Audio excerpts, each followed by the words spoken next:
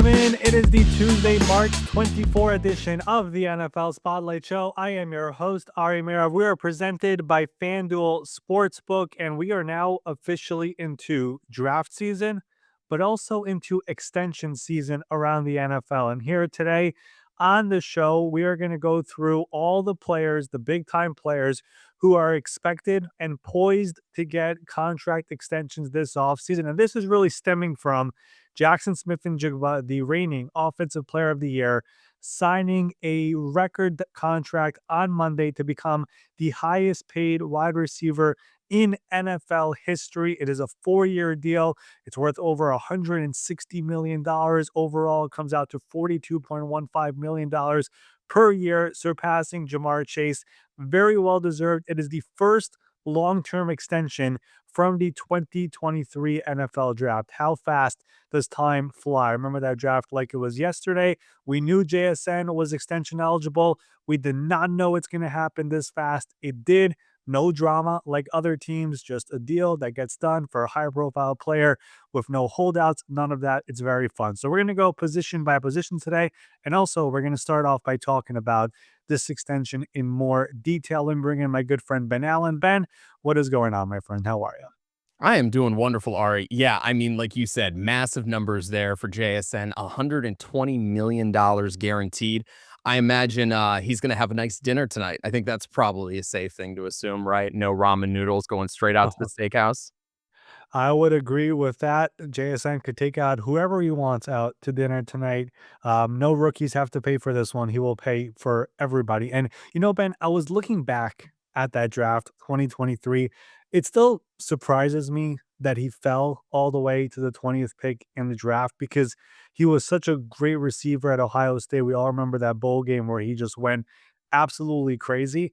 Just going back to that draft, though, it still surprises me he did not go at 13 to the Packers, that he did not go 15 to the Jets, who at the time just got Aaron Rodgers, and they already had his college teammate in Garrett Wilson, but because they signed Aaron Rodgers' good friend Alan Lazard, they did not have to take him at number 15. And of course, he falls down there to 20. The crazy thing is that John Schneider, the GM of the Seahawks, that was the first of 4 straight receivers taken in the draft. So he had the options of JSN, Quentin Johnston, Zay Flowers, and Jordan Addison. All 4 were there on the board for him, and he took the best one, of course, in JSN, and what has become an unbelievable stretch of drafting for Seahawks GM John Schneider. Yeah, and you look back though, it wasn't like he was 100% a slam dunk to be one of those like super top tier guys. If you go back to the NFL mock draft database, they had him at 13 for their consensus big board, which is not bad. Guys like Daniel Jeremiah, who I think we both have a ton of respect for, had him at like the 19th pick in the draft. So it's pretty crazy to see. It was obviously a pretty loaded draft when it came to like talent. I know Will Anderson, Bryce Young, CJ Stroud off the top, Tyree Wilson, maybe not quite of that level, but Witherspoon too. Like they had like some good picks in that draft that really have helped create a roster that is going to be withstanding all of the losses that they had during this offseason, which have been quite a few. When it comes to NFL teams, the way they budget 3 years out. And that's why when you saw the Seahawks this offseason, you see them losing Kenneth Walker and Boye Mafe and Tariq Woolen. All of that plays into the math of who are the guys we could keep, who are the guys we can't keep. And also keep in mind, this is an organization that is about to undergo an ownership change. So I have no idea how that's going to all unfold over here for the Seahawks. So they knew they had to pay Jackson Smith-Njigba. They know they're going to have to pay Devon Witherspoon as well. They have their second round pick from that draft in Derek Hall, who has turned out to be a great player. Their other second round pick in that draft is Zach Charbonnet. We'll see.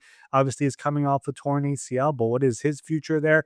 They just paid Charles Cross back in January a gigantic 4-year, over $100 million extension to continue to be their franchise left tackle. And when you keep on going down the line, they've had a bunch of really good picks. I mean, if you look at their last year's draft, they have Gray Zabel, who they picked, the guard, who's outstanding. I guarantee you their salary cap guy, Joey Lane is his name, he is already budgeting 3 years out of when Gray Zabel's extension is coming out. That is how you do the math over here when you are an NFL front office. So they knew right away JSN is great. That's why, Ben, by the way, they traded away DK Metcalf last year. So I was going to say, what a trust level they had. What a Exactly. trust level. And DK got a 5-year, $150 million deal from the Pittsburgh Steelers.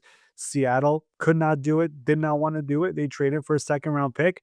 JSN becomes receiver one. And of course, he goes off, has an NFL leading receiving yards in the NFL, becomes offensive player of the year, the most yards by a Seahawks receiver by a wide margin in NFL history. I mean, that is trust by a coaching staff and a front office knowing what they have in the building and are able to move off one player to go to the next player. And we're going to go through position by position who we think are going to be the extension candidates. But before we get to that, and before we get to whether Puka Nakua is going to be the next guy who leapfrogs JSN at some point, I want us to talk a little bit about Travis Kelce. We knew he was coming back. We knew it was going to be a 1 year deal. There's been a little bit of confusion, I think, put out there today where people are under the impression that he actually signed up for a 3 year deal. Can you break down a little bit of what this Travis Kelce deal is with the Chiefs and why it has a lot to do with that number? It was reported at the time that it's going to be a 1 year deal, $12 million with $3 more million in incentives. And then all of a sudden, we're getting the stuff out here that it's a 3 year deal worth over $50 million. And the official NFL account is tweeting it. And obviously, Travis Kelce is a very, very popular player, not just for the NFL, but worldwide. So everyone now thinks, oh, Travis Kelce's back for 3 more years and the Chiefs are going to pay him $18 million per year. That is not what is going on over here. Essentially, I don't want to bore people because this is all cap gymnastics and stuff, but he is signing for 1 year and $12 million. And essentially, the Chiefs, because they have so many expensive players and so many high profile players, their salary cap is in a bit of a crunch. So the way they handle this is that they did add 2 more phony years on the contract. It's not void years because the Chiefs, for whatever reason, have a policy of not doing void years. So it's 2 more years, and there's a $40 million poison pill essentially that is there for June of next year. And whenever Travis Kelce most likely retires after this upcoming season, that is when they're going to process everything as a post June 1 designation. The dead money is going to split over the next 2 years in 2027 and 2028. And that is how the big money essentially comes off the books. And the cap number for this year and in future years is much lower instead of it all being on this current year and their salary cap. I don't know why it was reported the way it is. I do think, and I have a hunch that essentially the agent wants to make it look like he negotiated this unbelievable 3 year, $50+ million deal for a player who was about to retire and was considering retirement. Look at what I just did, made him one of the top three highest paid tight ends in football. That is not what is going on. Travis Kelce is back, likely for 1 more year. He'll make $12 million this year. He has a chance to make $3 million more in incentives. And then if he wants to come back, if he does, they're gonna redo the entire contract, and it won't be for 2 years and $40 million that's left. That's not going to be the case. So, just for clarity's sake, we want to give you the truth. We don't want to give you, made up stuff and narratives over here. We'll give it straight as it is, and that's exactly what's going on over here with Travis Kelce. Good to cut through the mumbo jumbo. Love it. All right, let's get to the extension candidates. We're going to go through position by position, quarterback, wide receiver, running back, yada, yada, yada, so on and so forth. The different positions and the guys that could be up for some big extensions. Let's go ahead and kick it off with quarterback here. Who are some of the guys that we should be keeping an eye on right now for the quarterback extension market? I feel like we've been talking about this name for a while now, and he needs a new contract.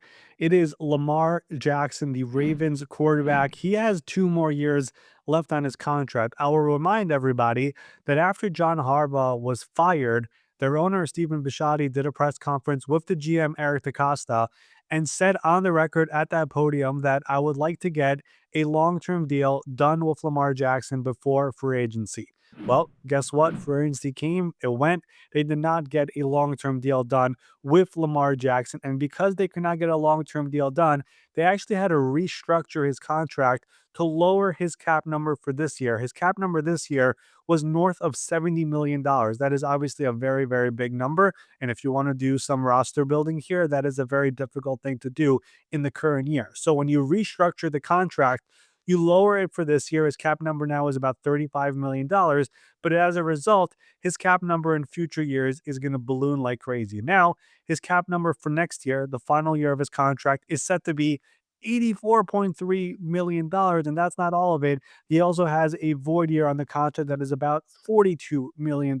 So the easiest navigation for all of this is to do an extension, give him more money, get this all done, and obviously add more years to the contract so the dead money is kicked all the way down the road. That's the easiest path. But as we learned the last time, Lamar Jackson goes in his own direction. He does not have an agent. He does it his way. And as we learned in some leaked files the last time around, he wanted a fully guaranteed contract. He did not get one. I just wonder if once again he's looking for a fully guaranteed contract. And if as a result, the Ravens are like, no, we're not going to do that. And that is why we are here at a stalemate with these two sides. So the Ravens would like to do it, but again, they have their market for what they believe Lamar Jackson is worth. And Lamar and his team and his camp, which is a very, very tight circle, they have their own beliefs as well. And as a result, no deal got done over here before free agency. And here we are just waiting over here with this contract situation just looming around in Baltimore. That is far and away the biggest quarterback situation that we have right now in the NFL.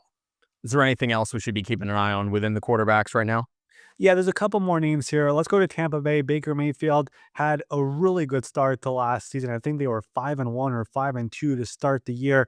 Looked like they were going to be NFC South champions once again. And then a lot of things went wrong, including a bunch of injuries from Mike Evans and Chris Godwin, and Jalen McMillan was out. The offensive line had a bunch of injuries left to right. The defense had a bunch of injuries. And of course, it went all the way down to week 18. And in the end, they did not make the playoffs. Baker Mayfield is entering the final year of his contract. It does sound like this is an organization that wants him to be the franchise future quarterback. They, of course, extended him once before on a 3-year deal worth around $100 million. The real question is, where does the quarterback number fall for a player like Baker Mayfield? I think all of us could agree it's not top of market like $60 million, but is it in the 50s? Is it in the 40s? Is it 45?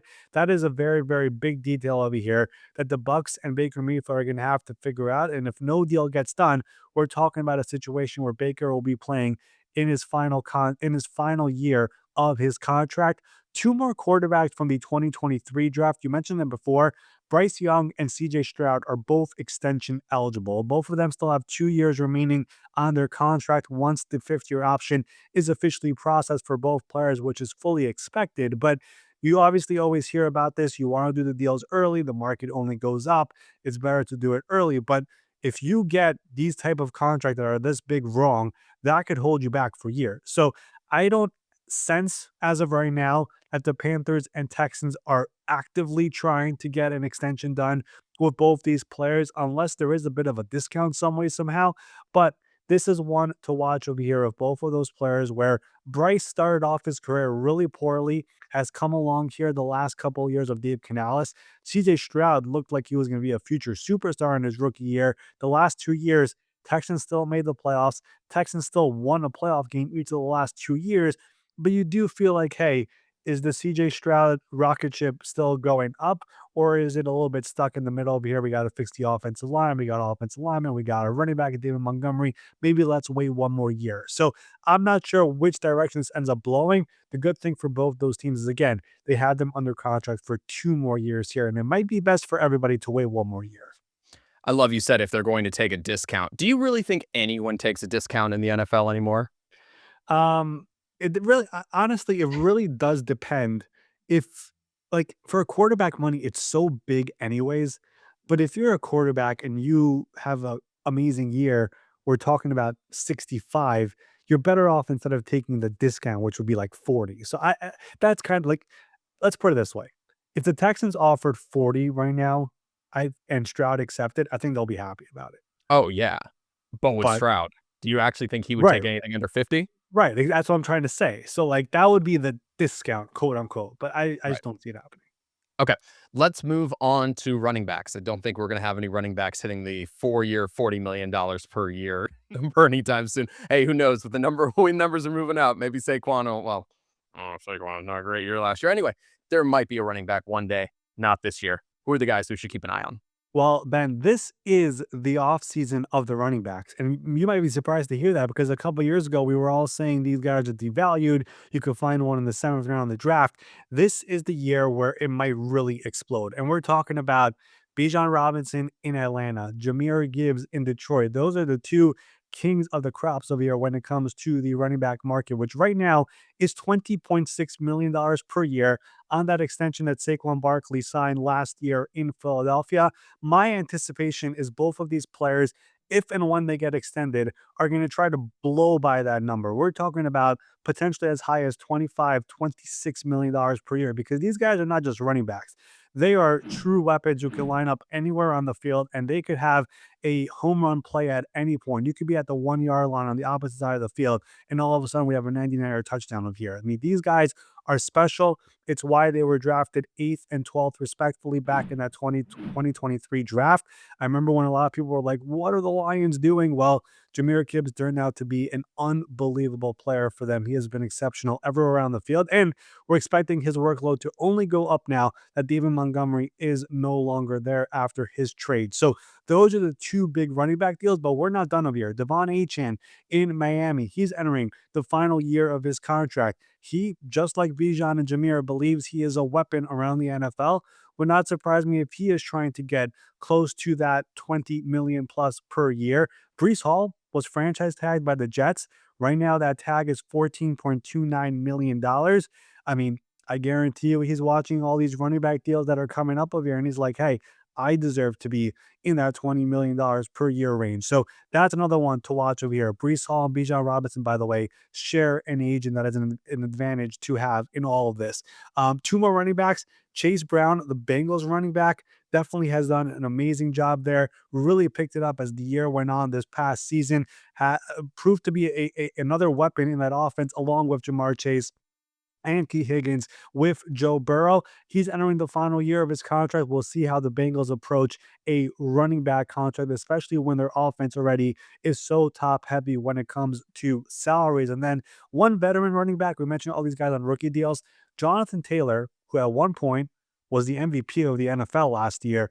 He is entering the final year of his veteran contract, which he signed a few years ago, scheduled to make $13 million this year. I would be jaw dropped if he takes the field for just $13 million on the final year of his contract. The Colts, of course, have been paying a lot of money here this offseason to Alec Pierce, to Daniel Jones. They have some other players on the roster, which we'll get to here in a few minutes, that also need extensions, but Jonathan Taylor is the engine that makes the Colts offense run. The last time he had a contract situation, it got pretty ugly between him and the late great Jim Irsay, but we'll see how this all unfolds this time around after the season he just had in Indy. Oh, how the tables have turned for the running backs. You'll love to see it. All right, let's head out to the wide receiver market. We already spoke about the fact that JSN has broken the record for highest paid wide receiver in NFL history. How long is that going to stand, though? We will see how long it stands because some of these teams, I think, let's put it into perspective like this for a second, Ben.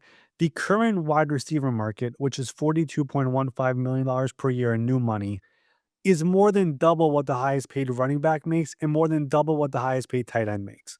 So some of these teams, as great as your receivers are, I mean, they're just like this receiver market is completely out of control. We're talking about the next highest paid receiver might be making $45 million per year, which get ready for this is what Patrick Mahomes makes. So that is kind of where we are right now in the NFL with these receiver contracts. I'm just saying there's a lot of names here we're going to go through. It would not surprise me if one of these teams do not extend their receiver, instead let them play it out, or it gets ugly and we're getting trades over here because some of these teams just feel like where the receiver market has gone, it is way too much compared to some of the other markets in the NFL. But let's go through some of these names. I'm actually going to start with the one name that I could see getting ugly, and I think everyone should be able to guess it. George Pickens in Dallas. I mean, he's on the franchise tag right now. He's making about $28 million on the tag right now. I mean, if you are George Pickens and you see where this receiver market is right now, it is one where, hey, I deserve to be there. And I think we all know by now the agent for George Pickens is the same agent that Michael Parsons had. And of course, we know how that all unfolded last year. George Pickens proved last year when he has a quarterback who is a good quarterback, a great quarterback, like Dak Prescott, he goes off. And it did not matter if CeeDee Lamb is in the lineup or CeeDee Lamb is out of the lineup. He proved it in both ways. So he needs a new contract. The Dallas Cowboys are very top heavy when it comes to their contracts and the books. They gave up a third round pick to George Pickens. Maybe they will get more in a trade if they traded away George Pickens right now. But the offense was so good with him. So which direction does this go in? I would be stunned if George Pickens actually plays on a franchise tag, just knowing who the agent is. But we're going to see how this all unfolds. And the one thing we do know, Jerry Jones enjoys drama. He wants the noise. If this goes into training camp, into OTAs and all that, would not surprise me one bit. But that is definitely one to watch over here as the receiver market has been reset and might reset again over here because Puka Nacua in Los Angeles is entering the final year of his rookie contract. He, of course, was a day 3 pick back in 2023. If he was not Offensive Player of the Year this past season, if it was not JSN, Puka had a case to be it this past year. Just a tremendous talent. Definitely had a couple things off the field that probably pissed off Sean McVay, the streamer stuff, the Lakers stuff, all these different things out here. But the talent cannot be denied how great he is for that offense and what he has become there in Los Angeles. I mean, the Rams, we're going to go through this list over here, go position by position. They still have a lot of other players to pay over here as well. They already did one market resetting deal when they traded for Trent McDuffie, but we're going to go through this list. We got Puka. We have a couple of guards. We have a couple of defensive linemen. They have more contracts in further years of Jared Verse coming up next year, Braden Fisk coming up next year. Like, they have a lot of money over here to dish out in Los Angeles. I don't think everyone is going to get paid, but this Puka situation, from what I gather, not much negotiation so far. It sounds like they want to wait a little bit before they start doing that, but they have a new bar to clear over here with the 42.15 that Jackson Smith and Jigba just did. A couple other receivers who I don't think are going to reach the 40s, but I do think they're going to do really well. Drake London in Atlanta, entering the final year of his contract, has gotten better year over year over year. Definitely a number one wide receiver in the NFL. Has dealt with some minor injuries here and there, but we mentioned Bijan before. Drake actually is entering the final year. Bijan has two more years left on his deal, but this is one who I do believe the new regime there with Ian Cunningham, with Matt Ryan, with Kevin Stefanski, they would like to keep him. Where that number falls will be very, very interesting. Chris Olave in New Orleans, entering the final year of his contract. Some people in the NFL have wondered if he's available in trade talks just because the number for him is going to be so interesting because of all the concussion stuff over the years. And then last year comes back, has 100 catches, over 1,100 yards, has 9 touchdowns, played 16 games, missed the final game of the year, now with a concussion. And where does the number fall? Is it 30? Is it 35? Where is that number? It's such a hard number to figure out in this receiver market. That one is very interesting. And then a couple more here. Zay Flowers in Baltimore now is eligible for an extension. His situation is interesting only because his 5th-year option is $28 million because he's made 2 Pro Bowls. The way the 5th-year option tier works is if you make 1 Pro Bowl, it's this amount. If you make 2 Pro Bowls, it's the highest amount. His 5th-year option was actually higher than Jackson Smith-Njigba because he's made 2 Pro Bowls on the initial ballot. So his whole situation, they're probably going to pick it up, but do they do an extension now and add that all into the 5th-year option as well so the average comes down? That is one that'll be very, very interesting in Baltimore. And then 2 lesser names, I guess, but Parker Washington in Jacksonville, 5'10", 204 pounds, such a fun player, had 58 catches, 847 yards, 5 touchdowns last year, then had another 7 catches, 107 yards, and a touchdown in that playoff loss to Buffalo. He's the perfect fit there in the Liam Cohen offense. After they got Jacoby Myers to join the offense, they were able to do so much with him all over the field. He's a really, really fun player, entering the final year of his contract. And then lastly, Michael Wilson in Arizona, a former day 2 pick, had 78 catches, over 1,000 yards, 7 touchdowns last year. I mean, at times last year, he looked like the wide receiver 1 on that team. So what are they going to do in Arizona with him? Where does his number fall? Their GM, Monty Ossenford, did say they would like to keep him long-term, so we'll see where that all goes. All right, Ari. We talked a little bit about the fact that the running back number is about half of that of the wide receivers. Let's talk about the tight ends because they're right about there as well. George Kittle's gotten paid. Trey McBride's gotten paid. But you go down that list, and very quickly you see a name in Kyle Pitts, third on the list for APY on a franchise tag. Where is this market right now, and where do you foresee it heading with a lot of these top guys already paid? Yeah. Kyle Pitts is definitely one of the names of the year to keep an eye on. He's on the franchise tag. Another name out there where some people have wondered, hey, the Falcons only have 5 draft picks. Would they ever consider trading him? Have not gotten exactly a strong sense of which direction that is blowing in. But again, this is a team that is going to have to pay Bijan, is going to have to pay Drake London. What are they going to do with Kyle Pitts, who I think could be an amazing fit in the Kevin Stefanski offense? Might just make sense to play him on the franchise tag this year and see where that goes. But that is one that is still up in the air. After that, the tight end market, I'm not expecting any crazy market resets over here, but we have two players coming off injury, Tucker Kraft, who looked like the second coming of mini Gronk over here this past year before he suffered his torn ACL. The Packers have done contracts over the years with a player coming back from injury. It's not something that they're scared to do. So Tucker Kraft has been recovering from the torn ACL.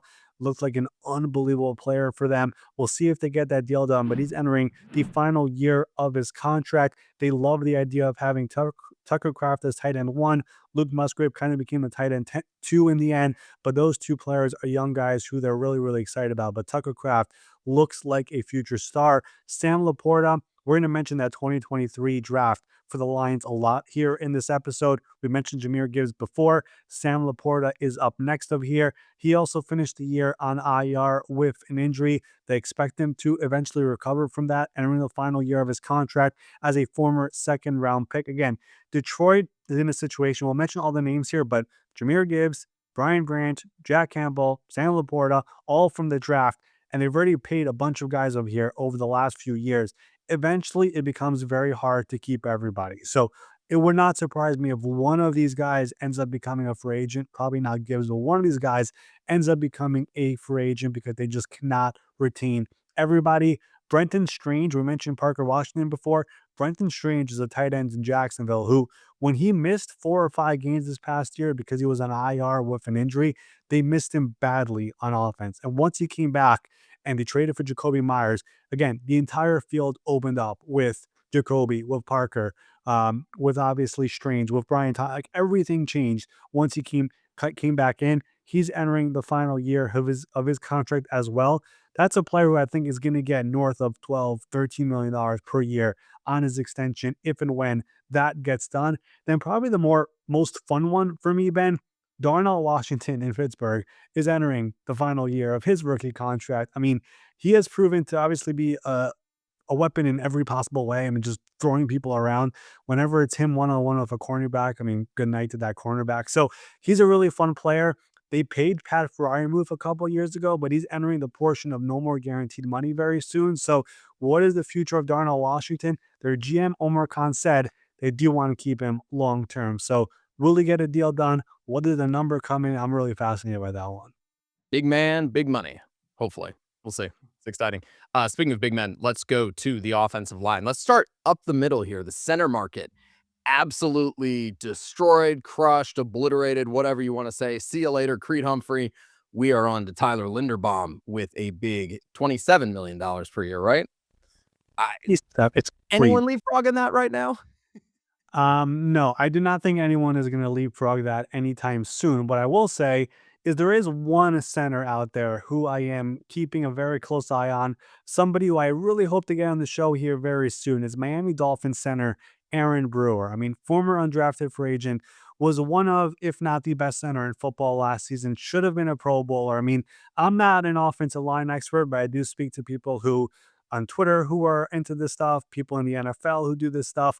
They said he should have been a Pro Bowler. The way he gets off the ball, his speed off the line of scrimmage, he's gifted in space. I mean, Mike McDaniel and all the amazing run game ability that he had in that offense with Devon Achane, with some of the other running backs that they had, it was all because of Aaron Brewer and what he was doing up the middle there. He became a captain for this team, former undrafted free agent. He needs a new contract. He signed a 3-year, $21 million deal a couple years ago.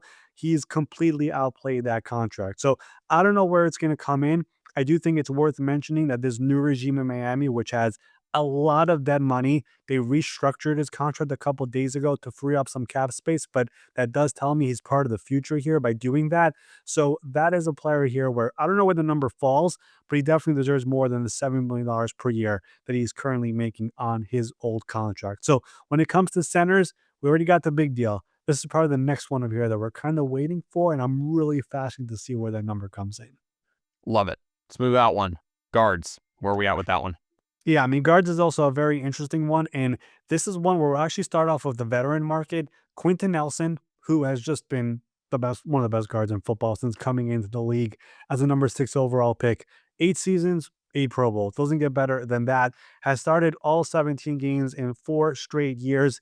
Entering now the final year of that second contract that he signed there in Indianapolis, scheduled to make about $18 million this year. He's 30 years old now, but still a very, very good player. But again, we mentioned before, the Colts have paid Daniel Jones. They've paid Alec Pierce. What are they going to do with Jonathan Taylor? Or what are they going to do with Quentin Nelson? There's some other players here on this list as well when it comes to the Indianapolis Colts. How are they going to spend this money over here with this roster with a bunch of guys who deserve more money? So we've seen them take care of a couple guys so far, but there are more guys to take care of. Quentin Nelson starts off the guard list. Another veteran player, Kevin Dotson in Los Angeles. He has been a guest here on the show previously. He's also entering the final year of that contract that he signed with the Rams a couple years ago, scheduled to make about $16 million this upcoming year. He missed a couple games at the back end of the season. If you remember, Matthew Stafford was the runaway MVP. Then there was that hiccup during the year. That was when Kevin Dotson was out of the lineup with a high ankle sprain.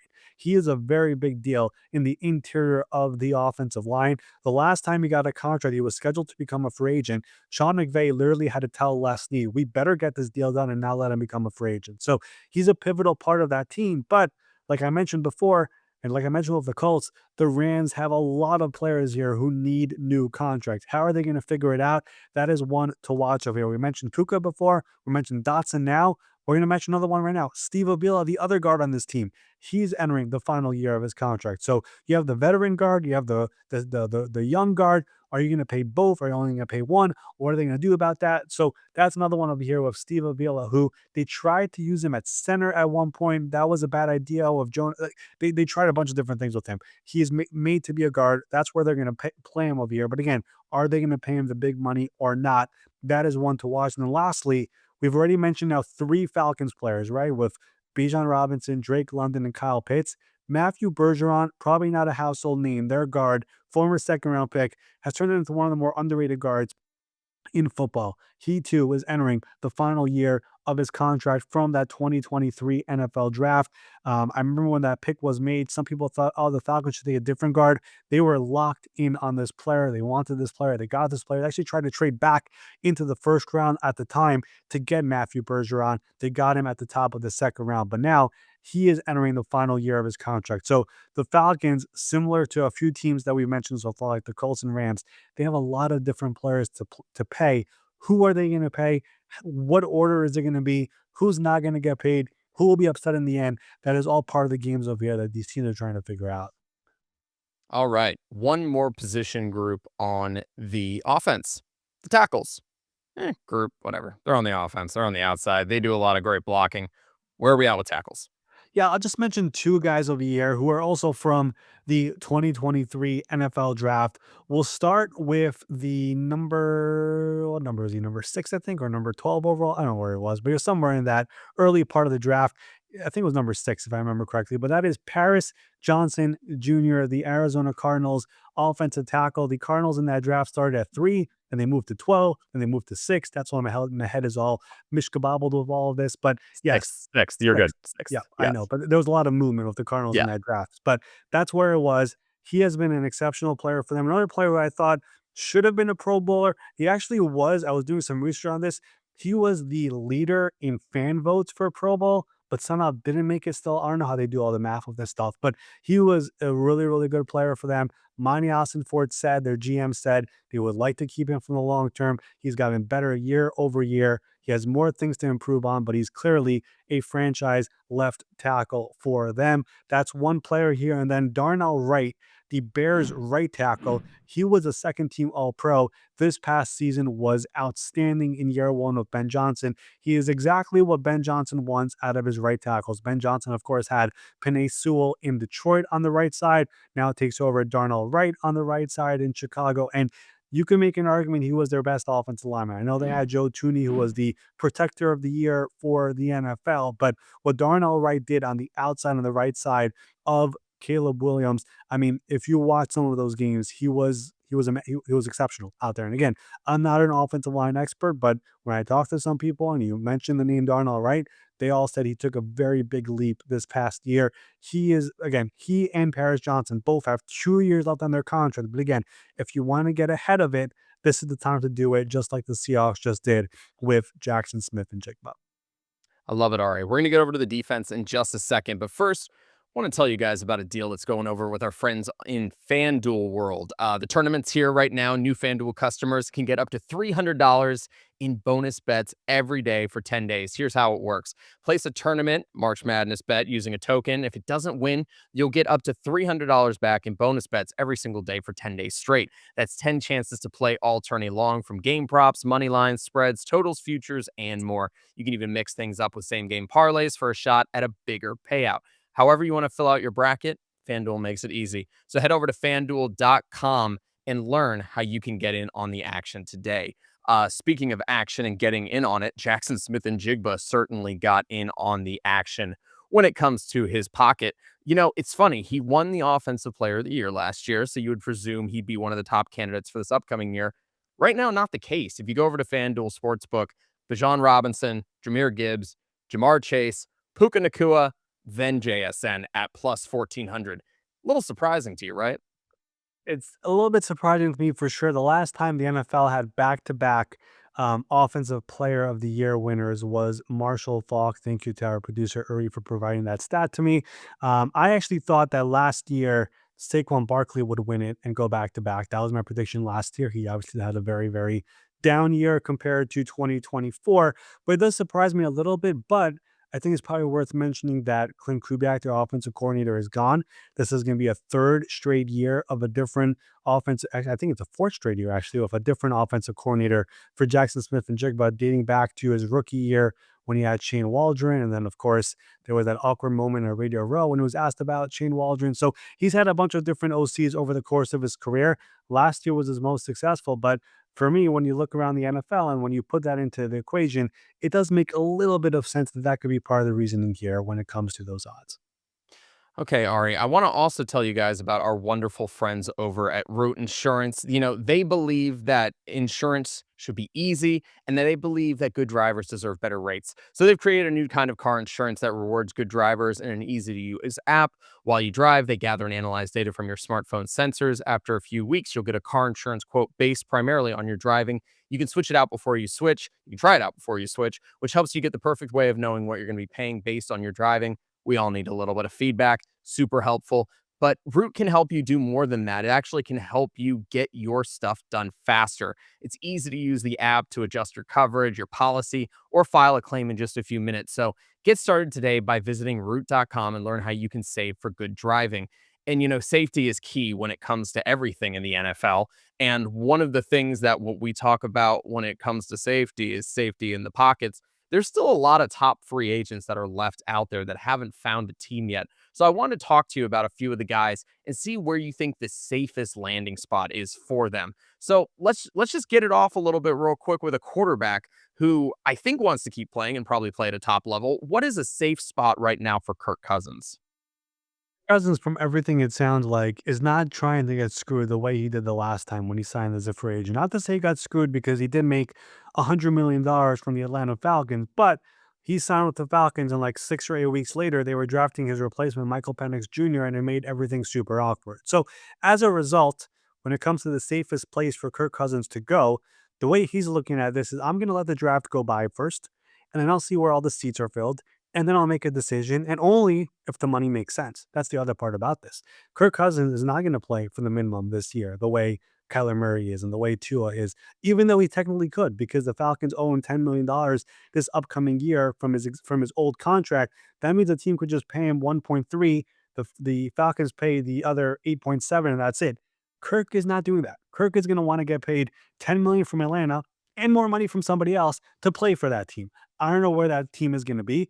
We'll see after the draft. From everything it sounds like, there's one, maybe two quarterbacks who are startable in this draft for this upcoming year. So he believes at the end of the song and dance, when all the seats are kind of filled over here, one team is going to be looking around being like, hey, we need Kirk Cousins. And that's the way it's going to be. And if that's not the case, what Kirk is going to do is wait for an injury, which usually happens sometimes in training camp, sometimes week 1, 2, or 3, whatever it is, and then sign and then make his money and then also play. So that is the safe way that Kirk Cousins wants to do it this time around. Okay, I want to hit you with two more guys real quick. Jawan Jennings, considered by most to be one of the top guys out there. What's a safe landing spot for him? It's a hard one right now, Ben, because the 49ers, his old team, have already signed. They signed Mike Evans, they signed Christian Kirk, and from everything it sounds like, I'm not really sure if they really have money to bring back Jawan Jennings at the price he's been asking for.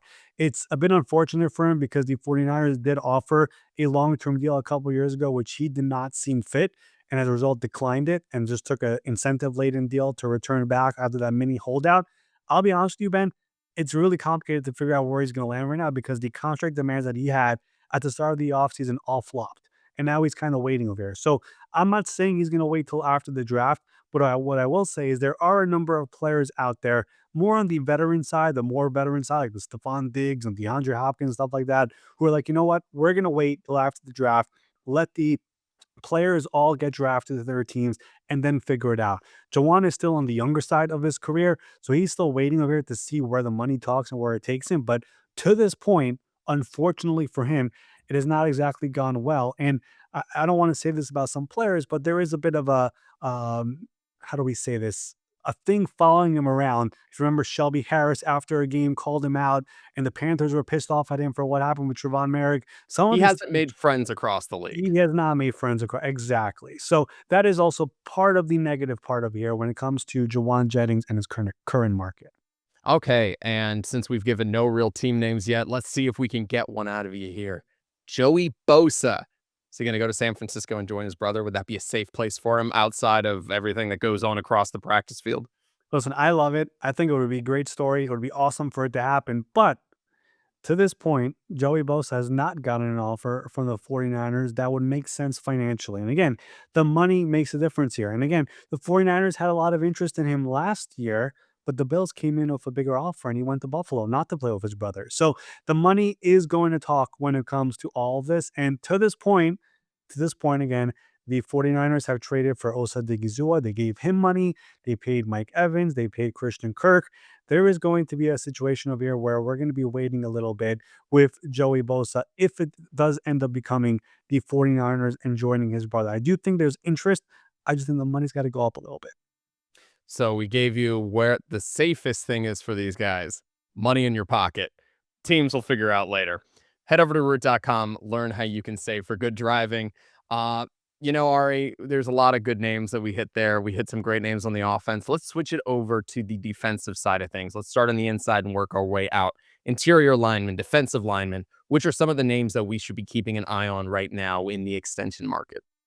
Interior defensive line is a very, very interesting market because we do have one player who could be a market resetting player, and that is Jalen Carter in Philadelphia. But I will remind you that Jordan Davis, the other defensive tackle, already got extended this offseason. And they also have a different defensive tackle on that team. His name is Moro Ojomo, a very underrated player who is also extension eligible, entering the final year of his contract, and just recently switched agents to David Mulugeta of Athletes First. So, how do the Eagles navigate all of this?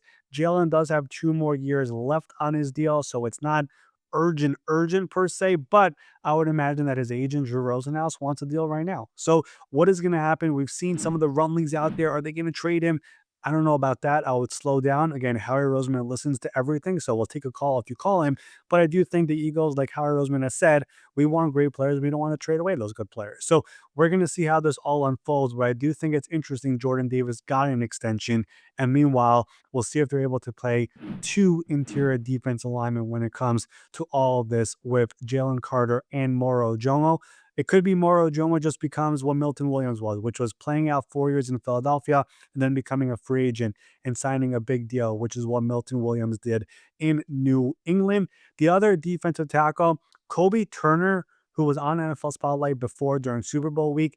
Again, another Rams player over here. He's entering the final year of his contract, has been a very disruptive player up the middle for the Los Angeles Rams. He's one of those, I don't know, 8, 9, 10, 12 players on that team who were drafted in rounds 2 through 7, who have turned out to become studs on that roster. That's another one over here for the Rams, who, if they pay him, we're talking about 19, 20, 21, 22 plus $1 million per year. But are they willing to go there? And again, they have so many players to pay. So the Rams, Colts, Falcons, you're seeing some of these teams where you're mentioning them over and over and over again. And in the NFL, with a salary cap, it's not the easiest thing in the world to pay everybody top dollar. All right. Well, another position that does usually require top dollar is the guys right on the outside of those interior defensive linemen, the edge rushers. Uh, you know, quarterback, edge rusher, it's your highest paid. That's why JSN, when you see all these highest paid the non is for the quarterbacks and the pass rushers. Where is this number going to be going next for the edge rushers? And is there anybody we should keep an eye on? We are poised to have another market reset at the pass rush position, which went crazy last year, right? It started with Max Crosby, then there was Myles Garrett. After that, we had who else was there? Micah Parsons happened, Aiden Hutchinson happened, TJ Watt happened. It was a lot. We're gonna have one more reset, most likely this offseason, down in Houston. The former number 3 overall pick, Will Anderson Jr., has been a menace in Houston. Every single year has gotten better and better and better. Daniil Hunter, of course, got an extension this offseason for 1 year and $40.1 million to go right over Myles Garrett. But his teammate's going to surpass everybody over here. Will Anderson, and get ready for this, Ben. The goal for Will Anderson is to get to $50 million per year. I'm not saying it's going to happen, but that is what he's aiming for. So we're going to see if that ends up 50. That's right. We're getting 50, which is not so crazy when Micah Parsons is what, 46 and a half. So he's trying to get over it. He's trying to get over it. So 50 is the goal. I'm not saying he's going to get it, but it would not We're surprise talking me if about like a sixth of the cap on one player that's not a quarterback. Will Anderson is worth it. Do you not think? This is a player who could become what Myles Garrett is and could become, and he's, how old is he? 23, 24, 25, whatever it is. Very young, ascending player. I don't know what you were expecting it to be. What, 48? Does that make a difference for you? It's just seeing a five. Seeing a five. It was already crazy a couple years ago when we had the quarterback at 50 something. Yeah, But it's a 60, by the way, now. which is now 60. Exactly. So, I mean, continue. My brain is just blown by the idea. I know it's coming. It's an insane number to hear. 3 years, 30 sacks, 4 forced fumbles, 3 fumble recoveries, a billion pressures, first team All-Pro, 2-time Is that Pro the exact Bowler. number of billion pressures? Is that what PFF tracked it at? That's what I'm calling it. Defensive Rookie of the Year. Like, what else could you ask from a guy in 3 years? I mean, he has This been. has nothing to do against him. It's just the idea of Yeah. any player that's not a quarterback making it. Well, This when the isn't salary against. cap is 300 something million dollars this year, and it goes up every single year, anywhere from 10 to 30 million dollars, this is the way it goes. I mean, we're talking about billions versus millions. Keep that one in mind over here when it Well, comes to okay. all Oh, this. sorry. Well, I'm getting way off here. Is Yeah. he going to make more money than Stroud will? I mean, if the extension was this year for Stroud, yes, I think so. Wow. I don't think it's a hot take. I think it's just I don't think it's a accurate. hot take either. It's just, again, another thing that's kind of like mind bending for me. But But the anyway, Texans do a really good job with their salary cap and all of that. I mean, uh, their GM, Nick Cassero, is one of the best when it comes to roster shuffling and juggling and all of it. And then they have owners who are willing to pay out cash and do the entire cash over cap thing. So that definitely helps when it comes to all of this. But that is also part of the reason why I'm not confident CJ Stroud happens now, because the way you mess up your cap is if you give the quarterback contract and that quarterback contract flops. I don't think you're giving out a Will Anderson contract and that flops. Like, I mean, he's proven what he is. CJ, who was awesome as a rookie, we have just seen a little bit of a minor decline these last couple of years, and it might not all be on CJ again. I know we're going backwards here, but CJ with the offensive line and the running back situation, like he needed more help. So that's part of it. But again, I think Will Anderson is more of the priority right now than CJ Stroud for two players who were in the same draft, back drafted back to back, of course, 2 and 3 in that draft. But again, the goal for Will Anderson is $50 million per year. We will see if he's able to get to that number. Again, moving on from here, if the pass rushers, Ben, former number one overall pick, Trayvon Walker, probably the most non-talked about number one overall pick ever. He's entering the final year of his contract. He has become a really good player for Jacksonville. I don't think he's Aiden Hutchinson was taking the very next pick, but he's turned out to be a really good player with a lot of pressures who could play inside and outside for this team, which is what Trent Baalke's vision was when he picked the number one overall back in that 2022 NFL draft.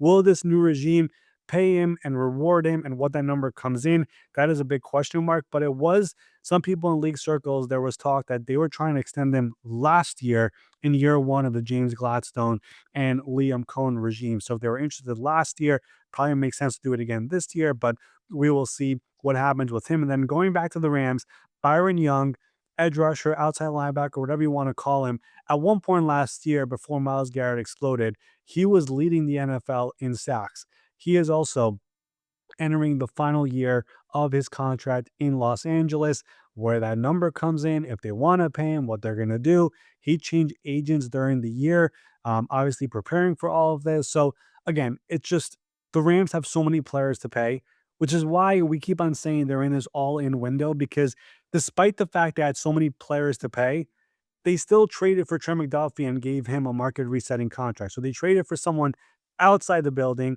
and paid him first before all these players, which I don't know what the reaction is in the locker room to all of that, but they also know Trent McDuffie is a really, really good player. So that is one of here where, again, we're going to mention all these Rams players, and there's more coming, but so far we've done what?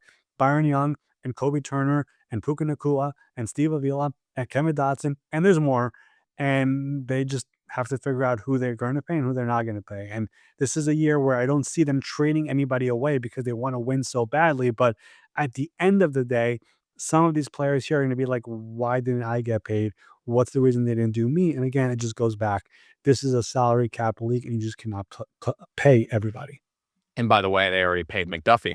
So Correct. that's a lot of money that's going to be on the books here as well. All right, let's move to the linebacker position. More, inside linebackers already kind of hit some of those outside guys. Where are you going to be looking at for that? Jack Campbell, somebody I know that's going to be mentioned. Jack Campbell, I remember that draft so well again, 2023. First pick was Jameer Gibbs. Their second first round pick was Jack Campbell, and everyone was losing their minds.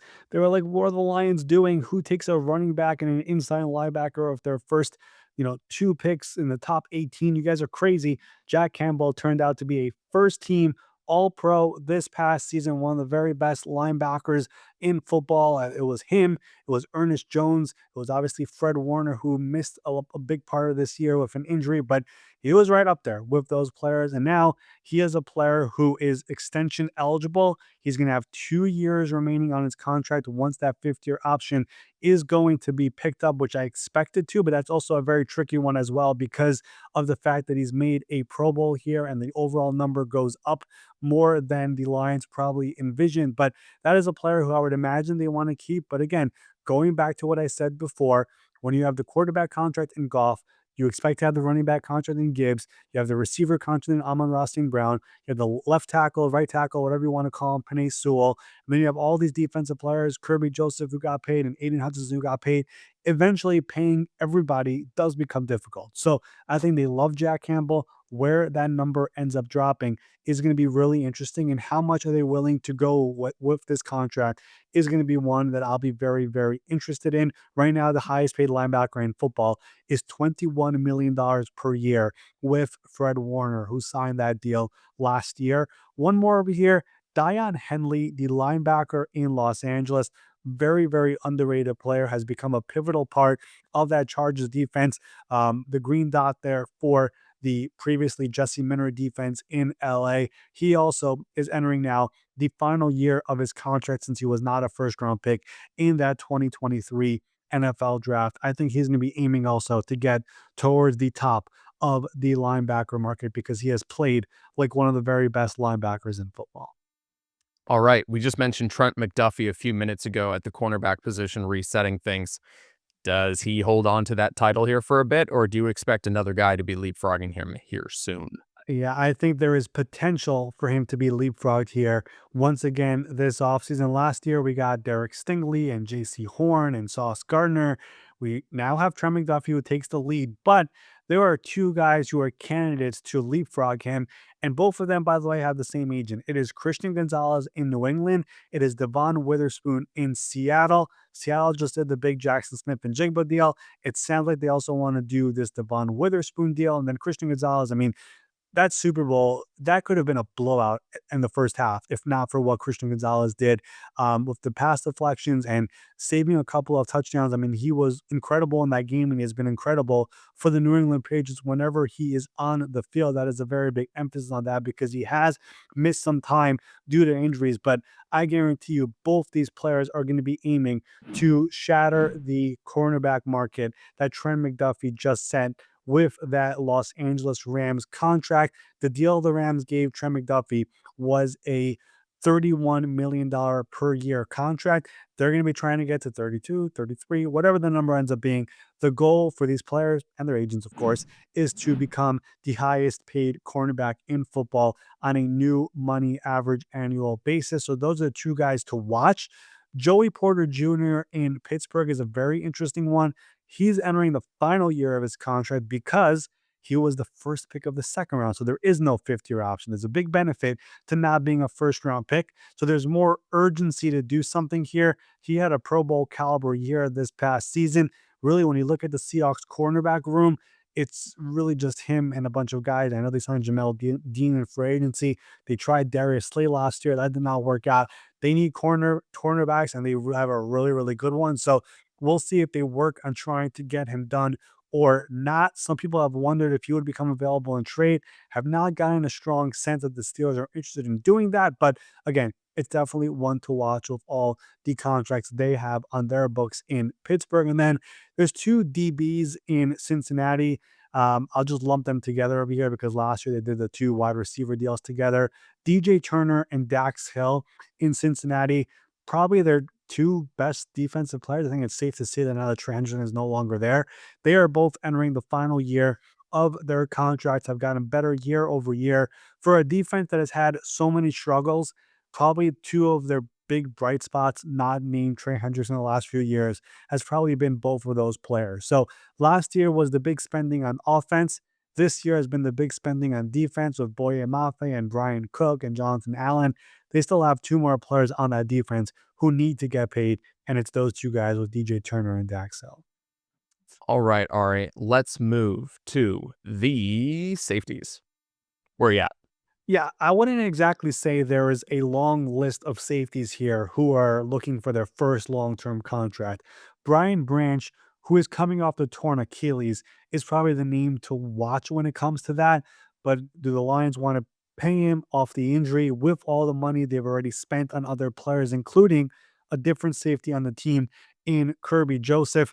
I'm not sure about that. And again, they have Jameer Gibbs and they have Jack Campbell and they have Stan Laporta and they have a bunch of other players here who are already making a lot of money. So Brian Branch is probably the most notable first time contract guy. After that, we have two veteran players who have been paid before who are looking for new contracts because they're entering the final year of their deals. Jesse Bates in Atlanta, who is their captain and their leader on defense and has been one of the better free agent signings in Falcons history. He's entering the final year of his contract, scheduled to make about $14 million this year, his age 29 season. Another one of those Falcons players on this list. We've had so many of them. He's somebody who is so vital for that defense, makes everything go for Jeff Ulbrich. And when Raheem Morris was there, of course, as the head coach, it would make sense to give him a new contract and pay him up over here. So he is in there for the future, along with Xavier Watts, who was an incredible rookie for them last year. AJ Terrell, of course, who's already on a long-term contract as the cornerback on that team. It would make sense. But again, the Falcons have a lot of players to pay over here. this offseason with that new regime and that new coaching staff with head coach Kevin Stefanski. That's a name to watch there in Atlanta. And then lastly, Derwin James in Los Angeles. He's also entering the final year of his contract, scheduled to make $17.5 million on the final year of his deal, his age 30 season. I mean, we know how important he is for that team, for the locker room, for Jim Harbaugh. I mean, all of those Jim Harbaugh post-game speeches about who's got it better than us. When you see those locker room videos, the person right next to him every single time is Derwin James. When it comes to that culture and the identity and everything about it, Derwin James is the guy there in Los Angeles. How much are they willing to pay him for a player who's entering his age 30 season? That is obviously a big question mark, but I think it's safe to say his play is still very much top tier when it comes to safeties around the NFL. But that's kind of your safety list over here in the NFL when it comes to the top of market guys over here this offseason. Well, I was going to be rude and end it right here, but as you remind me, kickers are people too. And one of them is actually looking like he could be getting some serious money. Got that second round tender on him, Mr. Brandon Aubrey. What do you make of where they're going to be going with that deal? Yeah, kickers are people too. Punters are people too. Long snappers are people too. We've had market resets in all those positions already.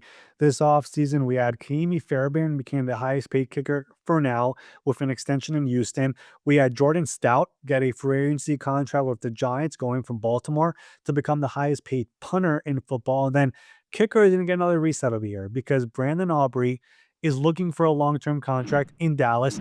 This thing kind of awkwardly became a bit public during the combine when the Cowboys just leaked it out there that they've already offered him a deal to make him the highest paid kicker. And they put out a narrative that Aubrey's asking for a $10 million per year contract, which everyone went crazy about. That is not true. He's not asking for $10 million per year. But what he is asking for is more than a little bit more than what Harrison Butker is making, which is what the Cowboys offered so far. He deserves to get more than that. We're looking at, I don't want to put numbers out there, but it's not 10 and it's not 6.5. It's somewhere in the middle there, probably. So they got to figure this out over here. It's such an advantage to have Brandon Aubrey. I mean, you get to midfield, you could kick a field goal already. It's unbelievable what that player could do. You mentioned he has a second round RFA tender. If a team were to sign Brandon Aubrey to an offer sheet and the Cowboys did not match, that team would get Brandon Aubrey in exchange for a second round pick with the contract they gave him. That's kind of what the RFA tender means. I don't know if a team is willing to give up a second round pick, but I don't know. If you're a team that has had a lot of kicker struggles over the years and you feel like you are so close, the amount of points you're saving by having Brendan Aubrey is probably a lot. So I don't know what's going to happen over here with all of this. I get it. Second round pick is an expensive thing to give up for a kicker, but these kickers are just crazy nowadays. 60-yard field goals, 70-yard field goals. I mean, it's crazy what they're able to do. And when you consider the the field position edge that you get with the new kickoff rules, you're basically there already with Brandon Aubrey as your kicker. So we'll see what ends up happening here. But Dallas likes to make everything into drama and everything into a show. And this one became dramatic during the combine. The agent for this player, just so people understand, same agent as Dak Prescott. So his name is Todd France, one of the very best in football. And he's going to try to get every top dollar over here for Brandon Aubrey because he definitely deserves it. Do we hit everyone? I think we hit everyone. I feel like we hit everybody. And listen, there's going to be other extensions here throughout the offseason of some players who are going to get good money, but we're not talking about the market reset type of situations here. So that's why we did not exactly mention every single player out there that could potentially get an extension here. But there's a lot of players out there who are going to get paid. We're right now in draft season, of course, with the draft 1 month away as of this recording. It's 30 days away over here on this Tuesday. So we're so close. But extension season is also officially underway. We saw JSN get done. There's going to be a lot more extensions from now until the start of the season. And I guarantee you, Ben, some of these are going to get dramatic. And it would not surprise me if 1 or 2 of these turn into trades. If 3 or 4 or 5 of these turn into holdouts or hold-ins, whatever you want to call it, you're going to learn about all these names now for what's going to come over here in the coming months. And you're going to learn about them here on NFL Spotlight with Ari Meirov. I think that's all we got for today, sir. That will do it here for this Tuesday, March 24 edition of the NFL Spotlight Show. Thank you for listening through this entire hour plus, going through all these names, all the money talk, all the extension talk, and we will be back over here with more clips and nuggets around the NFL, all the news items happening around the NFL. We'll do that. Our NFL Spotlight guest list is going to be back in full action over here very, very soon. So be on the lookout for that as well. But thank you for listening. We will see you soon.